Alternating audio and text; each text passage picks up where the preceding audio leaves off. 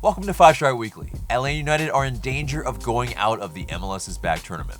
We break down the match against FC Cincinnati. We also update you on the Atlanta United news and take a dip into the mailbag to answer your burning questions. All that and more coming up.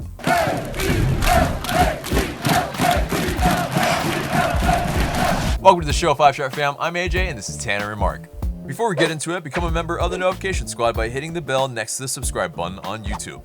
This segment is sponsored by Thinking Man Tavern, a cozy Decatur neighborhood pub. Grab a tasty beverage from a wide variety of selections and a plate of something delicious from the menu. To go, check out Thinking Man Tavern.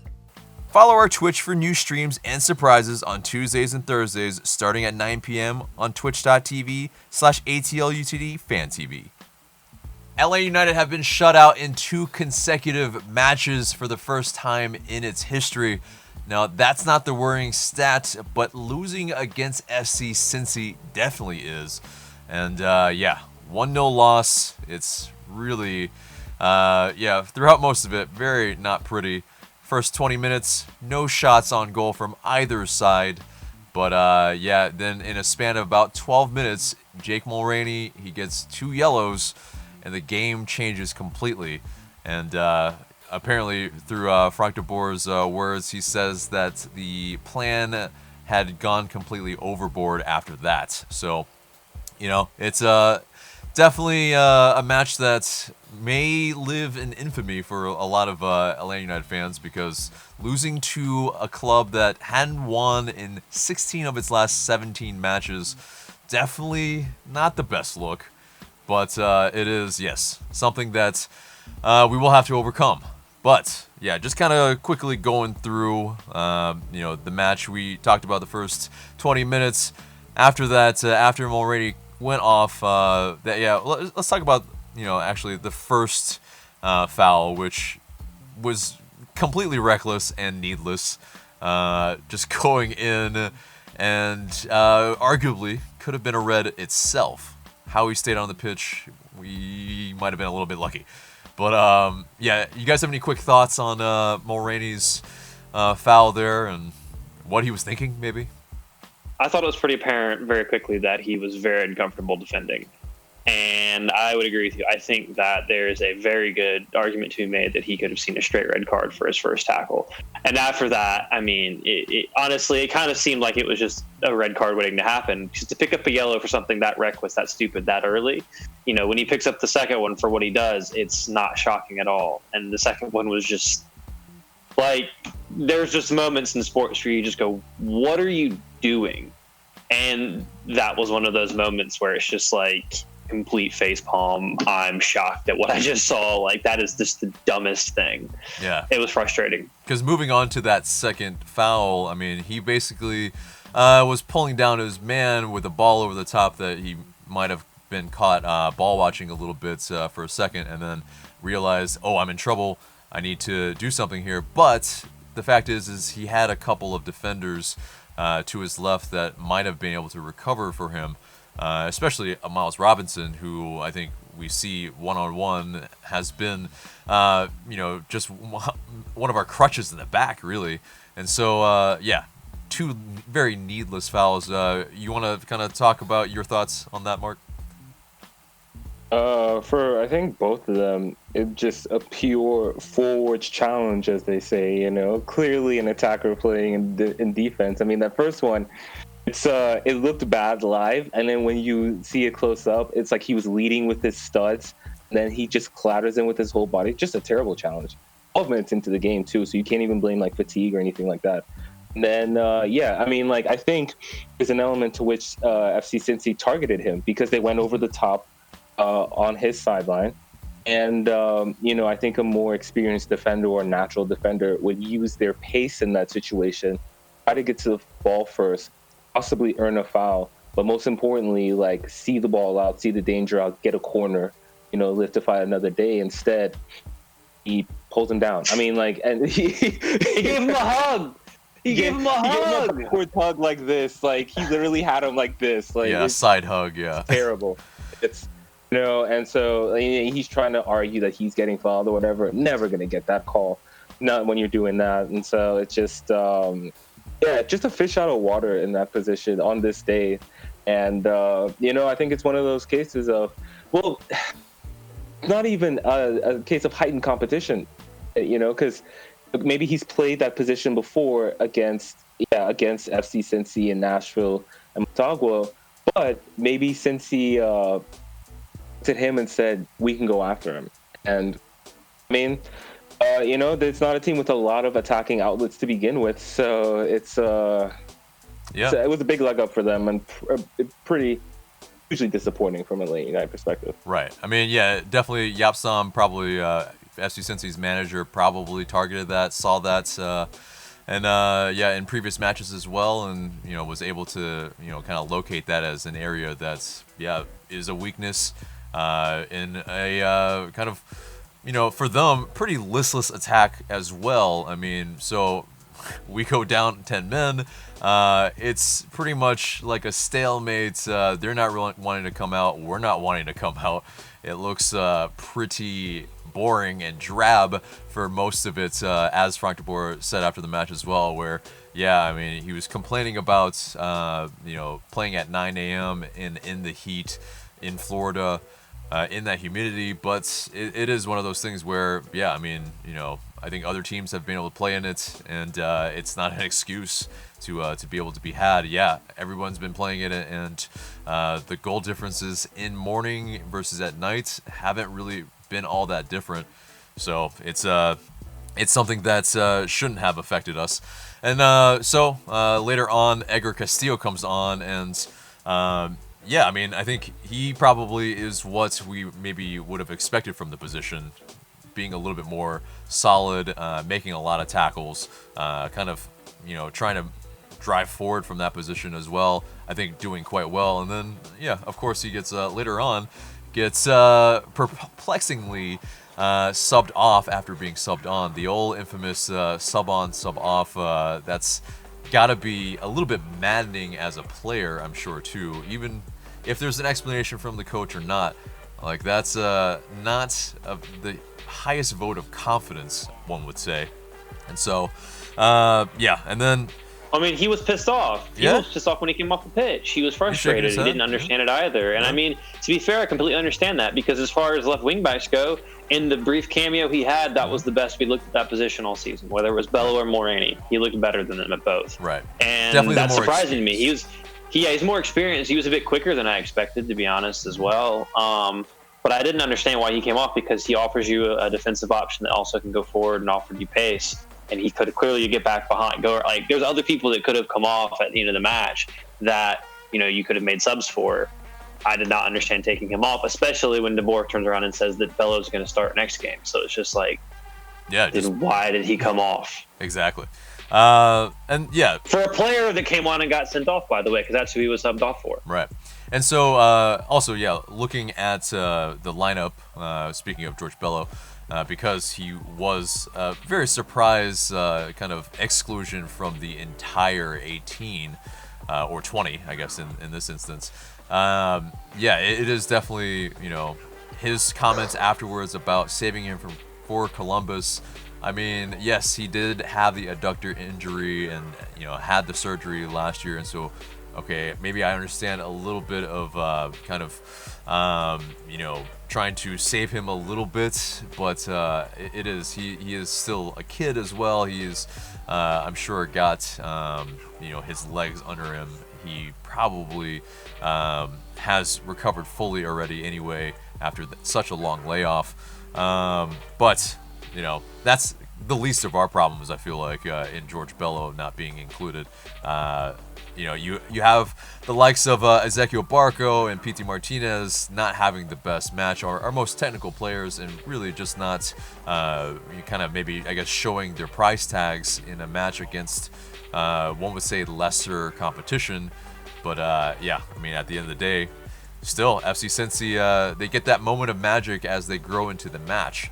And that's the worrying part when you let what most would say an inferior team back into the match, especially encouraged after that red card, encouraged that we're really not mustering much of anything except for an Ezequiel Barco outside of the boot shot that goes a little bit wide. That was maybe our most dangerous chance for a while. And so you get to halftime 0-0. It must be like the team talk that must have happened between Frank de Boer and his players. I mean, I don't know what could have been said, but it arguably looked worse even in the second half at times. I mean, you just really slow to reacting to anything. Obviously, you aren't going to press at that point. It's definitely, I think they would say that heat was a factor for them, that they didn't want to maybe exert all that energy. But I think, should they have gone for it though? Should they have, maybe realized there's like nothing to lose here? Yes, there's, the possibility of drawing or losing here, but should they have tried to throw them in forward even with 10 men? Because knowing that FC Cincy, their danger going forward, we could still stuff it out with the defenders that we have in the back.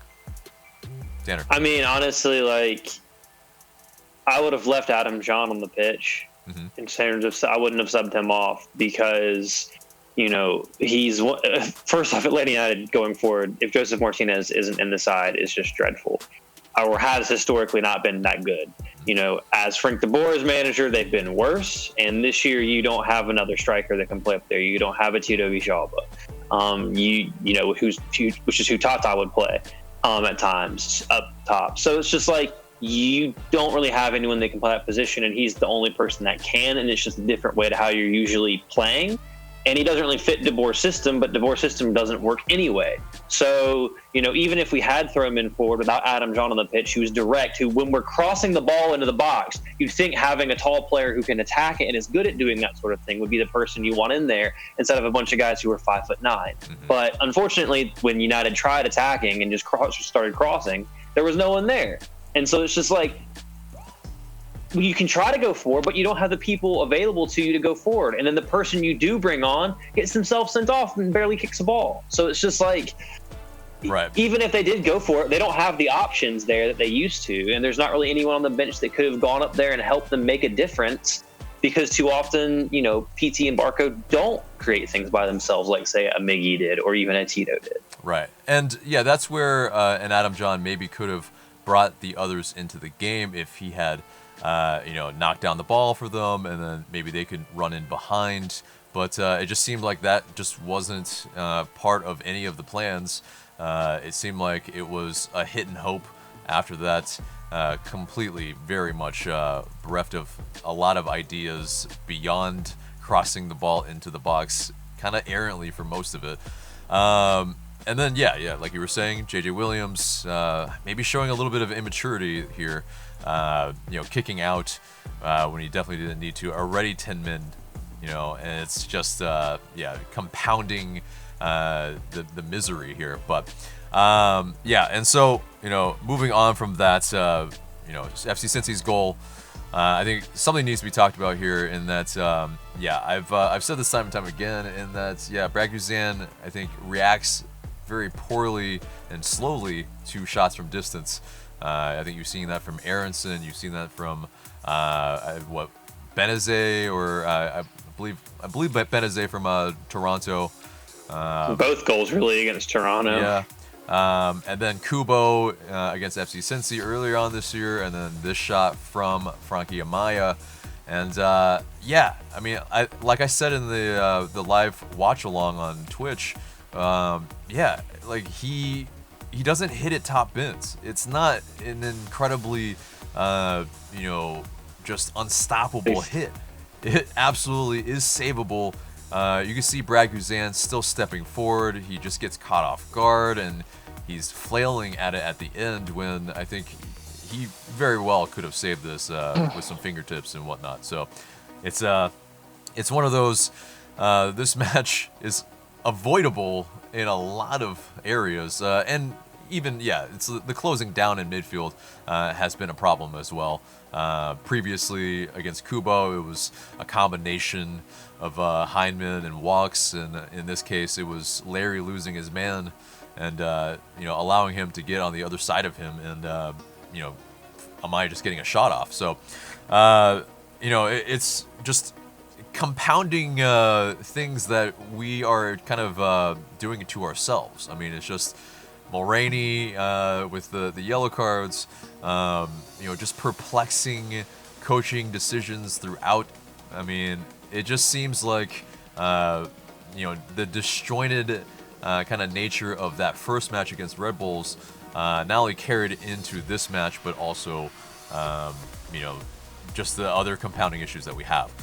But can I also raise a point here? Yeah. At what point, regardless of the situation, do you just admit 3-4-3 doesn't fucking work with this team?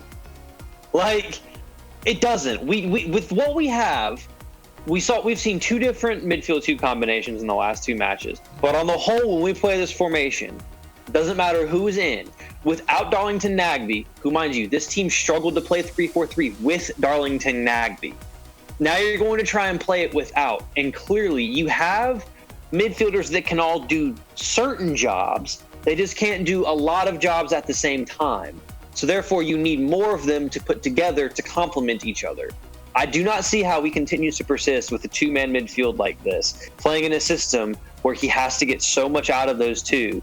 And those two also, this is a system where you rely on everybody to be able to do their jobs efficiently and effectively and cover you when you're stepping out. That is not possible. That understanding is not there. And I just do not understand why continuing to play this formation over and over again is going to somehow get better, because he's been trying for 2 seasons now. Regardless of how much time he's had to work on the training ground, he's had time. It doesn't work. So, please, I want to see something different in the third game. I just want to see something different that's just not shit, that I can go, okay, that wasn't terrible, because right now our baseline after 2 matches is dog shit terrible.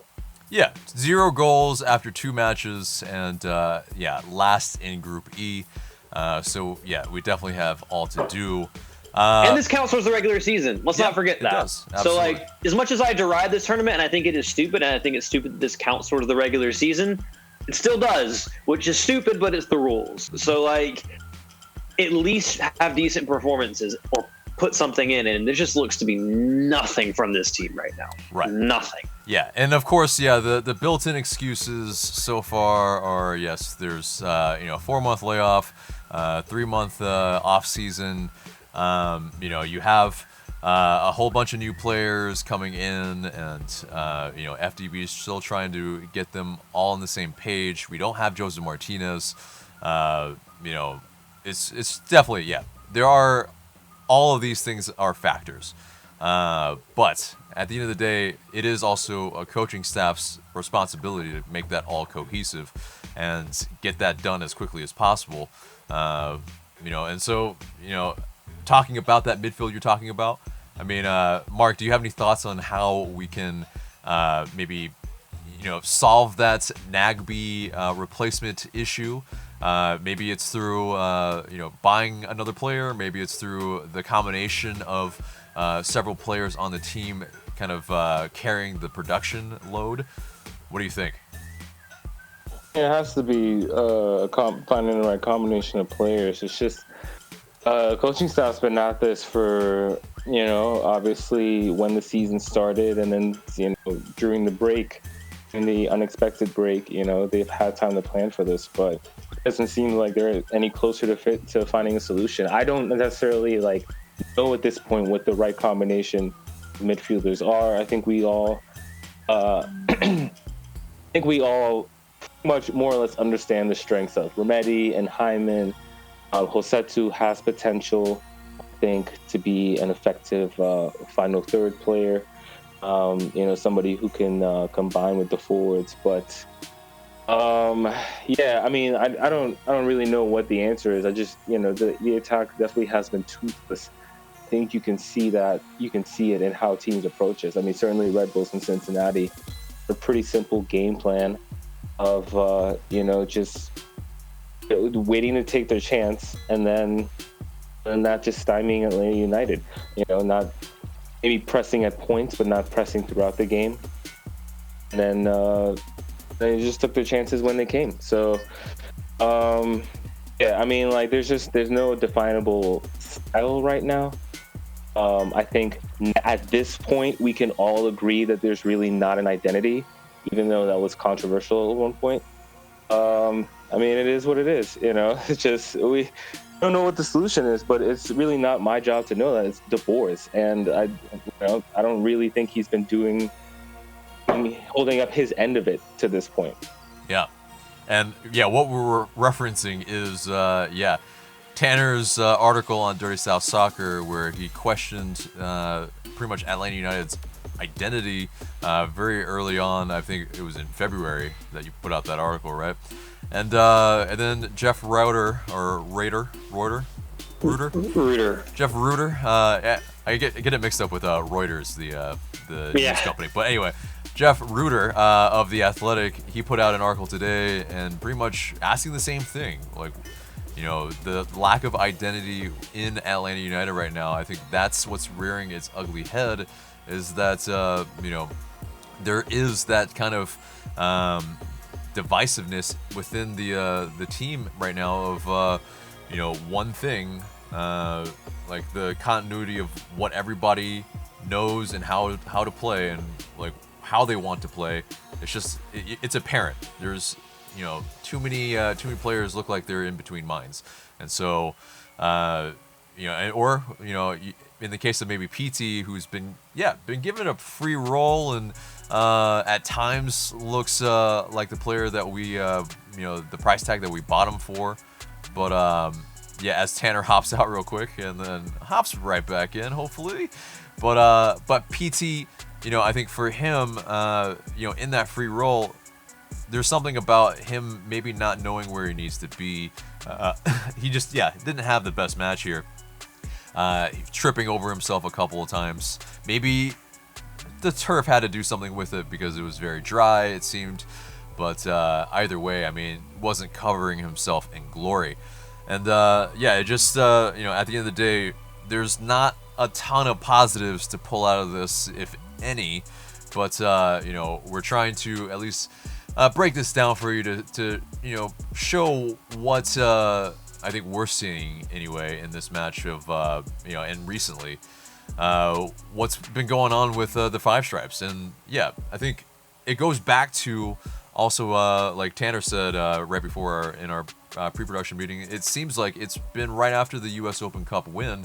There's this kind of hangover of, just not the best play. I believe we're 7-6-1 since then, apparently, and so it's very mixed results, one could say, and so it's just we haven't found our legs after that. It's definitely we need to quickly, because Columbus Crew is up next. It's going to be very difficult as they have already topped the group. And they have already advanced, and that might be the one saving grace here. If they are maybe they've moved and checked out, and maybe might rotate, possibly. Yeah, but these do count towards the regular season, though. So I think there's something at stake for them. But I mean, like, if they want to win the tournament, they should probably rest a couple players. They're deep, though. I mean, there are players who didn't start last night who could have, so Indeed. Be tough, I think. Right. But so kind of one more tidbit from this match, just to show maybe how anemic we were in this in their box for sure. It's almost like if you've heard the saying, "The floor is lava." If you've seen the Netflix show, "The floor is lava," fantastic. Yeah, I want to do that show. That show looks like so much fun. It would be a good team. Yeah, I think so. I think most of us, I think we'd be fairly athletic, and we work as a team pretty well. The long legs, I feel like, could be useful. Yeah, definitely. If you've seen the show, viewers, on the chandelier part, I think Tanner would rock that part. But either way, anyway, showing this graphic, it pretty much shows how anemic we were in the box. Pretty much nothing. I mean, just we were completely avoiding it like the floor was lava, and that's really not how you want to try to score in this league. So, yeah. So that pretty much, I think, does it for this match, except for the post-match quotes a little bit on and what was talked about. Yeah, we alluded to, I think, Frank de Boer's thoughts on 9 a.m. matches and whatnot. He also talked about if the players' mentality heading into the next matchup. Against Columbus Crew. He said, "Well, I'm satisfied with the character they showed today. Even with 2 men down, they showed character. I'm not worried about that. The character is there. We just have to do better and score goals. We saw some good things against Red Bulls. This was another opponent that dropped really deep, and we have to be patient. After 26 minutes, when you get a red card, then your plan goes overboard. If it was 11v11, I had a good feeling about getting a result." I mean, I think he probably has a fair point that 11v11, we probably stand a much greater chance of winning this match. But it still begs the question, who is going to score the goals? Because, yeah, I mean, yes, it has been, kind of the triumvirate so far early in the season, but they've been anemic through the last 2 games. So, of Heinemann, Barco, and Pitti. So, and then, yeah, you didn't even see Hyman really, come on here. So it's one of those. Could we have used him? I mean, that's one of those, kind of third man run type of midfielders that could come in late, score that goal. I mean, it's yeah. It just doesn't seem like we have any sort of plans of, how we want to play, like we've said. So, Jeff Lorenowitz also talked about this game, and let me find the quote here. He said, "What's at stake for the getting back into the MLS's back tournament?" He said, "What's at stake is to hope to get through somehow with a win. Obviously, it's a bit of a long shot, but that's what we have to do. We have to win this next game. The Crew have shown to be a tough team, and we know it's going to be a difficult game. You're right that it's not like us to lose back-to-back games and towards the bottom of a group in tournament play. It's incredibly disappointing, but I think today was a situation that just doesn't happen often." You want to say some other stuff, but I mean, yeah, this is uncharacteristic, and I think that's why a lot of people are down on this. A lot of fans are rather just depressed, for sure, and it's just it can be something that I think we can overcome. It's only 2 matches. I don't think this is end of the world stuff, but it is, I think, not a fatal blow, but it is definitely a very crushing blow, one could say, to our MLS's back hopes. And then also Fernando Mesa, he talked about the yellow cards that Jake Mulroney was given, and also some of the other ones throughout the match, or maybe not given. He said they might have been given they might have been fair yellow cards, but I also think the second half there was a similar play with one of their players where he should have been given a yellow, from my understanding, and he didn't do it. Yeah, it seemed like some pundits and also some players definitely had issues with how the game was called. I think we noted during the stream that the ref seemed a bit inexperienced at times. Maybe did maybe call some ones that maybe could have just been in tournament play, just been let go. And but definitely Jake Mulroney's were absolute yellow cards. It's just one of those things where I don't think it would have changed too much of the outcome, as much as the players were griping about the calls. I think normally if I think also, go ahead. I was just gonna say, I think part of it was that it was just a chippy, ugly match. I mean, there were a fair amount of yellow cards shown, and honestly, he could have shown more. It's just it gets into that weird territory where is the ref doing too much. But I think the players and the game state maybe has to take some responsibility for that. Yeah, no, very very fair point. But so it's definitely one of those matches that just gets you talking to yourself a lot and wondering what the team's doing. But hopefully there's a little bit of for lack of a better word, I think respite maybe in the wake of this. But So anyway, wrapping up that match, let's move on to the news. And yeah, some of the results around the league. We saw Orlando City beat NYCFC 3-1, and they look, definitely much better than they ever have, for sure. And yeah, they have been the first one to advance. Obviously, they're in Group A, so I mean, they might be kind of lauding the fact, oh, we're the first one to advance, but it is, yeah, it's a schedule that it's each day you play, so it's not like something that should be lauded too hard. But Philadelphia Union also look very strong. They beat Inter Miami 2-1, and also look to be advancing as well. You also have a crazy match between the Whitecaps and the Earthquakes, 4-3. One of those matches that we kind of wish that we see more often for the Five Stripes, because I think we've been missing those type of matches, those kind of back and forth goal fests. I think maybe the last time we really saw that was in the Campeones Cup. Yeah, Toronto in their Canadian derby, they're against Montreal Impact, also beat them 4-3.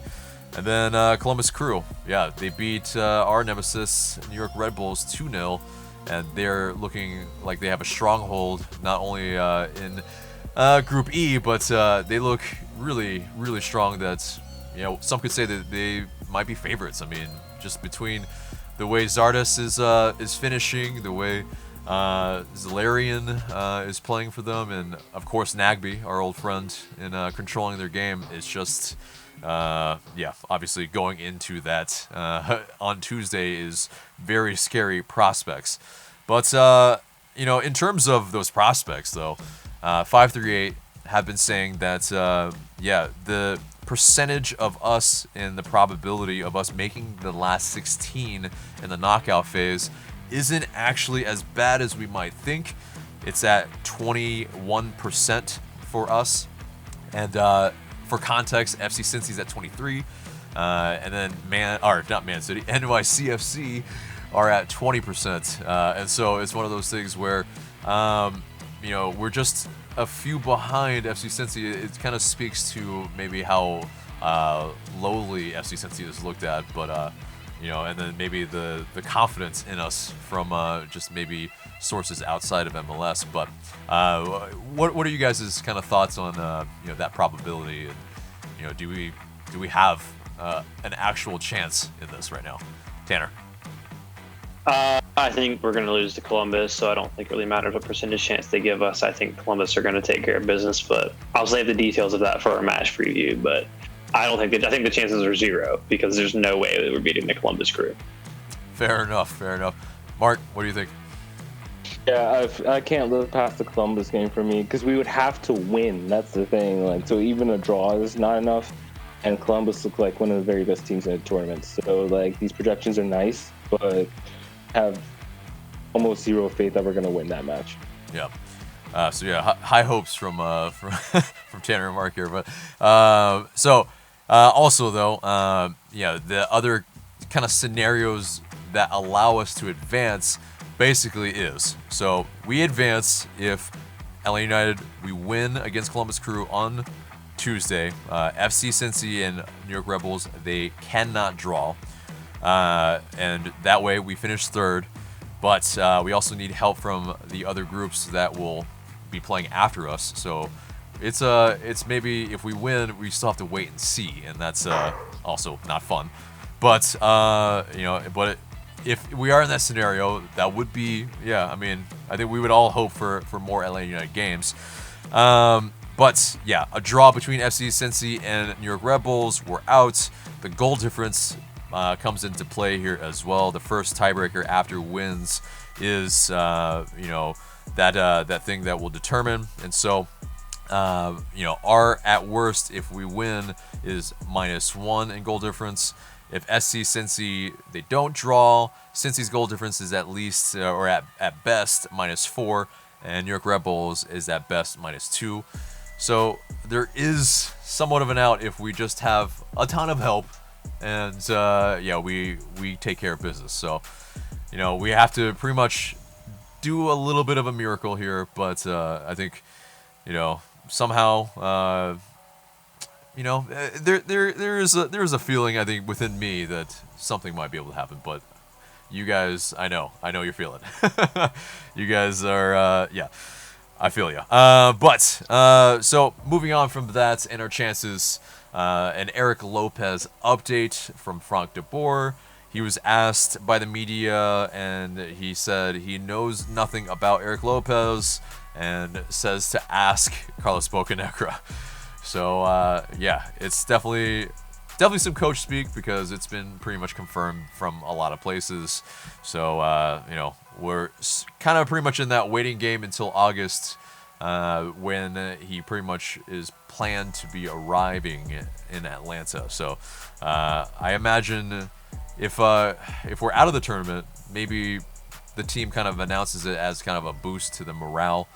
But beyond that, if we're still in the tournament, then I don't think we'll see an announcement for a while. But so the team, or also Emerson Hyndman himself, he announced that he was one of the players who had COVID-19, who tested positive anyway, and didn't show any symptoms. He said that he was pretty much away from the team for 2 weeks, and you wouldn't know it from the team and their posting of photos, because they're kind of really sly in that way. They've been kind of throughout the history too. I think anything that they've been needing to be coy about, they're coy about. So we still don't know who the other person is. I personally don't care, but I know there's been a lot of people that have been sleuthing all of the photos and the training shots and just trying to figure out which of the players. And I think some people had figured out that maybe Hyndman was one of them, but the other person is not as definitive, nor do we know. But all related to COVID-19, MLS reported yesterday, for transparency, we are filming this on a Friday. MLS has reported 0 positives out of 1,406 COVID-19 tests administered at the MLS's back hotel over the last 2 days. So it seems like, the quarantine is working. It also, that includes staff, players, coaches, the hotel staff and all that. And so may that kind of encouraging stat continue, even in spite of where they are in Florida, which is just madness. But so moving on from that, Joseph Martinez, it looks like he's out to sea, but in this case, it's maybe a good thing, because he's getting that R&R. He's been seen on boats pretty much for the last month. We don't know which kind of area he's been. We've said, like, okay, hopefully not Lake Lanier, but it could be Lake Allatoona. Some Hawkeye viewers have noticed, but it just seems like he's getting that rehab and relaxation that he clearly needs. And he looked a little bit, he posted a photo and looked a little bit sad, maybe at our results, because he's our spiritual leader, I feel like, on the team, and it's probably tearing him apart that he's not there. But so moving on from that into a little bit of quick world football news. Real Madrid have pipped Barcelona for their 34th league title in their history. Kind of probably annoying for maybe La Liga fans, probably, that are sick of seeing Barca or Real Madrid win it. Do you guys have any quick thoughts on Madrid winning another one? Pretty much 4 trophies? I think it's not shocking. 4 years. Barcelona's in a really shit state right now, financially, front office wise, playing staff wise, coaching wise. Obviously, they'll have a new coach next year, but I mean, who that will be, no idea. It's not going to be Xavi yet, because he's not coming in with the current board in. But Real Madrid, as far as they're concerned, I mean, they have their own issues. Gareth Bale looked like minorly enthusiastic about winning the league title, but he had no interest in raising up Zinedine Zidane in the kind of throws playing and the coach up in the air. They don't like each other very much, but still, for Zidane, you have to say that clearly he's an effective manager. I mean, he's won the biggest trophies. He's won the league twice now, and he's got 3 Champions Leagues, and he still has a chance at this one, depending on what the second leg comes out with Man City. So, good. He's clearly shown that he's an adept manager, and for Real Madrid, clearly they're in a good place, especially after selling Cristiano Ronaldo. Right. Yeah, I mean, they have Real Madrid does have a bit of a core there. I mean, some of the guys are a little bit older, maybe like a Modric. So they have some young guys coming through. This season in particular, they had one of the best defenses that they've had in a long time. I want to give a shout out to Thibaut Courtois, who's now won his 4th league title. He won one with Atletico Madrid, won 2 with Chelsea, and now he won 1 with Madrid. And he's been an important player, especially for how those teams played. Like I mentioned, Real's defense this year was pretty sturdy. So yeah, it's interesting. It's like this may be the beginning of a 5-year, 10-year reign for this Zidane, who remember left the club quite suddenly, and then when they were in a bit of turmoil, came back. So it's interesting. Yeah, it's definitely worrying times for Barca fans, that's for sure, especially amidst the words that Messi said after their loss against... Normally quiet. Yeah, exactly right. And against Osasuna, against a 10-man Osasuna, he said, "We didn't expect to finish this way, but it sums up the year for us. We've been erratic and weak team who can be beaten with enough intensity and enthusiasm. We have lost a lot of points, which we shouldn't have done, and have been very inconsistent."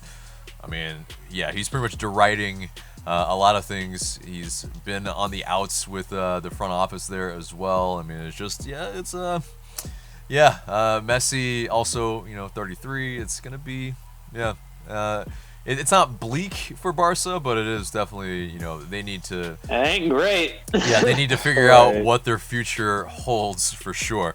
And then, so let's move on to the Prem real quick. The only note that I have is that Liverpool were beat by the worst Arsenal side in about 20 years. I will hang my hat on that for a while here because, I mean, this season has been bad for my Gunners. So it is, we'll take a win against the league leaders anytime, and especially against a side that had a shout as Invincibles. And yeah, it shows, just how hard it is to be invincible. Because all those draws that we were derided for, I mean, we didn't have 3 losses, so it's one of them things. But you guys have any thoughts? That's the only note from the Premier League. That's the only thought. You guys have anything? Just, you've got Mark and our team playing each other in the FA Cup semi-final this weekend. Yes, indeed. That.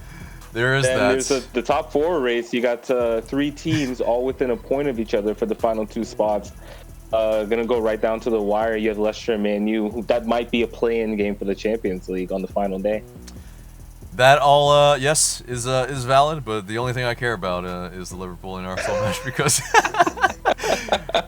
my chances are not very high for European spots. But But I think they look better under Arteta. I think next season, if there can be some roster turnover, I think Arsenal could. Maybe he's an outside challenger for top 4 next year. Yeah, there could be. But we need that investment from the owners, and that historically has not been the case. So anyway, so that wraps it up all for the news and gets us to a little bit of housekeeping in that. Yeah, we have a Twitch channel, like we've said. Hang out with us on watch-alongs on match days, and then also on Tuesdays and Thursdays at 9 p.m. Tanner is playing as Atlanta United now in the Prem, so it's going to be really fun to see how we fare against some of the best competition in the world. It's going to be a lot of fun. So join us there at twitch.tv/ATL UTD Fan TV. So that gets us to the mailbag. You guys send in these questions through IG story. Please continue to do so, and we might answer your question in the future.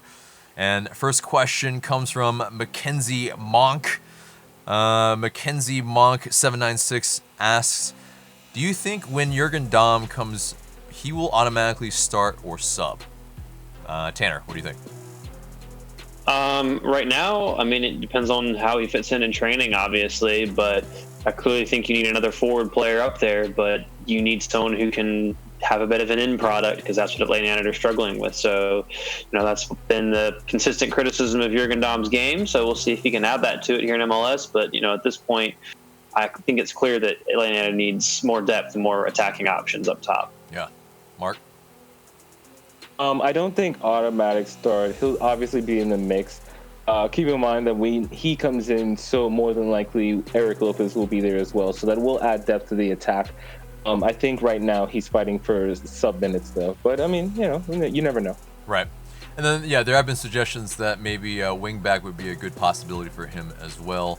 What that does for maybe the likes of Brooks Lennon will remain to be seen. But who hasn't really been playing all that poorly. I mean, I think it's just a matter of, kind of the end product landing on someone's feet or head and going into the back of the net. But next question comes from Keaton Thomas 61. Keaton Thomas 61 asks, are you wanting to focus on the revised regular season or try to stay in the tournament now? Tanner.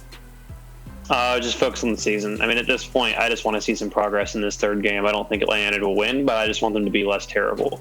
And you just got to see whatever this revised season is and just try to get some foundation down, some building blocks for the future, because on the whole, this whole season is going to be wacky and crazy. So just accept that it's not going to be normal and it might not be the best, but you just got to get some foundation set on where you're going and what you're building towards, and that's the most important thing.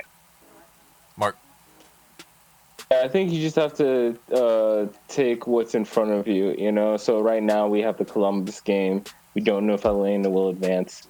We really don't know what the rest of 2020 is going to look like. For me personally, it's about performances. So if we look much better versus Columbus, whatever happens with the results or whatever, I just want to see a team with clear ideas. Yeah, I definitely agree with all that. Like I've mentioned in previews and 5-Star Weeklies, that's been the thing that we've wanted to see is, who can provide that end product for Atlanta United and the continuity of what we're trying to do. I mean, it's just it just really seems like we're lacking that identity, like someone was saying. So next question comes from Sheaves77. Why is FDB not moving to a 3-5-2? It worked last year. What is he so married to 3-4-3, or why is he so married to 3-4-3? We'll go with Mark on this one. I thought we were going to automatically throw to Tanner first. Oh. He seems like he has more thoughts about this. Tanner, go ahead. I mean, I kind of talked about it earlier in the show. I don't know what his whole plan is. I don't understand. I think that he clearly could consolidate his team by trying to have the sum of the parts, be greater. And right now he's trying to play a bunch of individual players in these positions, and the parts are adding up much less to what they could be right now. And I think that if he organized things in a different way, then he could possibly get some more out of the players that he has and maybe have a little bit better control of the matches, which I know is something he values. So I have no idea why he's married to 3-4-3 or why he seems just so unable to want to play with a back four either. Yeah. Ever. Well, and so, maybe if you could answer a question to the 3-5-2 bit, why is he not moving to a 3-5-2? Even though that might not be the answer, but, I think that the reason why I was saying the reason why he probably isn't going 3-5-2 is because he doesn't feel that he has the necessary or the required personnel to play with two strikers. Maybe if he wanted to play, if you have a John and a Lopez, that could be potentially even a Lopez and a PT. That could be fine. But even so, with how the 3-5-2 is kind of set up, I feel like he'd want Barco or PT to be in that 10 role a little bit further forward. And then again, you're almost playing a 3-4-3 again because you're not going to get that much from that front three defensively. So I don't think he has the personnel to play 3-5-2. If you have a Joseph, you can really play whatever you want because he just gives you so much. But without that, I think you really have to think about building a strong base and building from that. And right now, the back three is all over the place, and the midfield is non-existent. So you have to consolidate and be able to at least stop goals from going in and stop being cut open so, defensively so badly. and then build from there, especially if you don't have your striker. You have to build from the back at that point in time. And right now, Atlanta United are caught betwixt and between. I don't necessarily think that 3-5-2 would be the fix to that, because the players that Atlanta United had when they were most successful with the 3-5-2 are no longer here. Yeah. And before we go to your mark real quick, is that, I mean, I don't think we've necessarily looked absolutely horrible defensively. I think it's, certain moments that we've looked, very susceptible. But also we haven't played against good teams, and that's the scary part. We've played defensively, we've looked okay. Yes, but they created a lot more chances and got a lot more chances on target than we give them credit for. They could have scored more and they didn't. Clearly, after their game against Columbus, they're not as good as we think they are, and we're not as good as we think we are. And they weren't like trying to attack Atlanta United. Columbus seems like a team that could absolutely do that, and a team that can attack efficiently and effectively, I think, would cut Atlanta United to pieces right now. So I think defensively, yes, you do have problems against bigger teams because they will punish you for being caught in the weird, wacky positions that Atlanta United is being caught in right now, and teams aren't punishing them for it. Yeah, I think we saw the punishment against Club America, and that's one of those examples. Mark. Yeah, I mean, I think aside from not having Joseph, I think the biggest problem area is the midfield. So, regardless of, whatever shape they decide on, they need some consistency and production from there. They need, ball winning, they need control, they need creativity out of the middle, somebody who can, unlock teams sitting deep with their passing. The midfield's just been completely ineffective. So, whatever the solution to that is, maybe it's an extra man in midfield. I don't know, but something has to be done. Yeah, no, I agree. There needs to be more dynamism in the midfield, and that's all, of course, always what's lacking from a lot of, I think, teams that are trying to get into the place that they want to be. Their midfield is something lacking, whether it's defensively, whether it's goal scoring, whether it's control, whether it's ball playing ability. I mean, it's something. And so, for us, I mean, we might have to bring 3 players into it, and obviously that means someone in the defensive back line will have to maybe depart, and that wouldn't be a 3-man back line, and might work though. Okay, so last question comes from the guy Isaac. Do y'all think that if we lose our 3rd game, that maybe the front office is going to sack FDB? We'll go with Mark first. No, not off of this tournament. I think that De Boer will be the manager at the beginning of 2021. I do think, depending on how the rest of the year plays out, his seat might be warm. I think it's further we get away, more time that elapses since our last success, I think definitely the pressure will build. So, but I think he's probably safe for the rest of the year. Yeah, in such a weird year, it's it'll be strange to maybe see FDB be let go for that. But Tanner. I would say the same thing. I mean, unless whatever does become of the regular season, however many games that is, unless it's just an absolute god-awful shitty mess where everything falls apart and just end of the world type stuff, when it just like Jose Mourinho levels of bad, like that would maybe be sacking. But I do not see things being that bad. Like, I just don't think it's possible. And like you said, it's a weird year. It's like you have to give him a little bit of breathing room given everything that's happened, and then you see what happens at the beginning of the next season. But I think that assuming everything's fine, and you have an actual 2021 season that's not, messed up and it's back to normal, or whatever that will be when that happens, I think that that's going to be his time to prove it, because that's 3 years into a 4-year deal. And if, you haven't won anything year 2 and you still look bad year 3, then maybe it's time to move a different direction. All right, so that does it for the mailbag and pretty much the entire show except for the question of the day. And so the question of the day is, what do you think of it? What do you think is Atlanta United's biggest issue right now? Let us know in the comments below. We're interested in seeing what you have to say. So that's the show. Remember to like, share, comment, subscribe. And for Mark and Tanner, I'm AJ. Thanks so much for watching.